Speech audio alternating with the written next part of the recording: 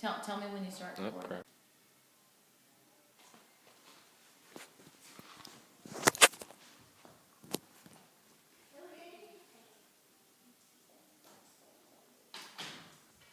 Good evening.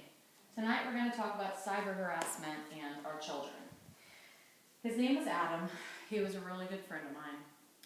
Every day he would come into class and he wore the surfing ring on his finger. And my goal every day was to get it off of his finger. I would try everything. I would try every type of lubricant I could think of. I would bring in, I brought in Jerry Curl one time. I brought in hair gel. I brought in soaps. Could never get that ring off his finger. And he was actually buried in it. What nobody knew was that he had Tourette's syndrome and that he was being harassed by many students in school, and we were not aware about this. I keep asking myself, what could we have done to stop this? Cyberstalking and cyberbullying are defined on dictionary.com and yourdictionary.com as the act of harassing someone online, usually anonymously, or sending multiple emails to harass, embarrass, or threaten. Funny thing is that when you approach parents about cyberbullying, they sometimes roll their eyes and think it's nothing big. But when they hear cyber harassment, they raise their eyebrows because it sounds like so much worse. But in reality, they are exactly the same thing.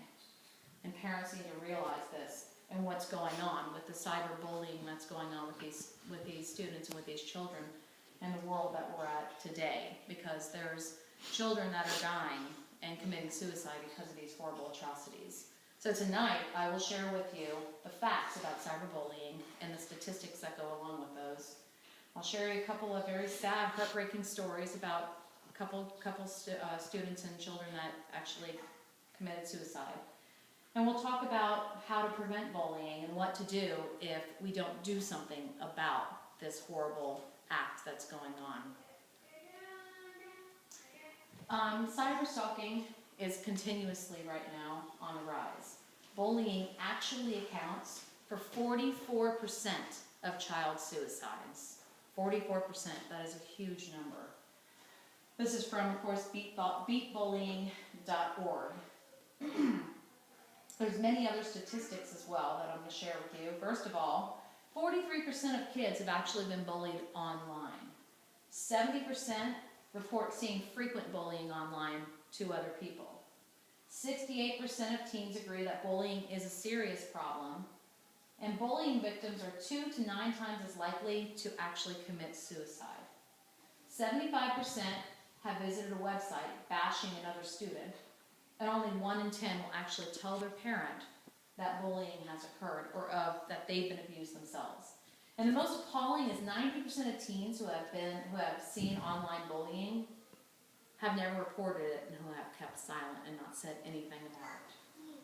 If something is not done, it's only going to get worse. With the technology today, everywhere you turn, you have iPhones, you have computers. The opportunities for cyber harassment are unlimited, and they're everywhere you look. I'm going to share with you Jasmine McLean. She was age 10. She was born in Chadbourne, North Carolina. She was bullied because of her clothing and her shoes.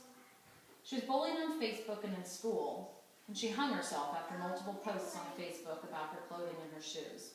This was reported by the WRAL.com, which was the local news network. Jessica Laney was age 16. She's a local. She lives in Hudson, Florida. She was bullied online on Facebook and a website called ask.fm. She hung herself after months of abuse and many cries for help. One post actually read, "Can you just kill yourself already?" This came from www.dailymail.uk. So this story actually reached all the way to the UK because it was so bad that her harassment was just horrible. Ashlyn Connor was aged 10. She was bullied in school and online. She hung herself after being called a slut and fat and ugly, and this abuse started when she was 7. She went to teachers several times and asked for help, and she was told to stop bullying. This came from the rightofthepeople.com. What can we do to make a difference? First of all, as parents, the first thing we need to do is we need to save the evidence of abuse. If somebody is being abused or children are being abused, take pictures, keep records of everything that's being said. That was a recommendation from nobullying.org. Open line of communication with your children says childrenscolorado.org. Talk to your children. Let them know that it's okay that these things are happening, that you accept the fact that they're happening and that you can help them. Stop bullying on the spot. When you see it, just stop it. This is a recommendation from stopbullying.gov.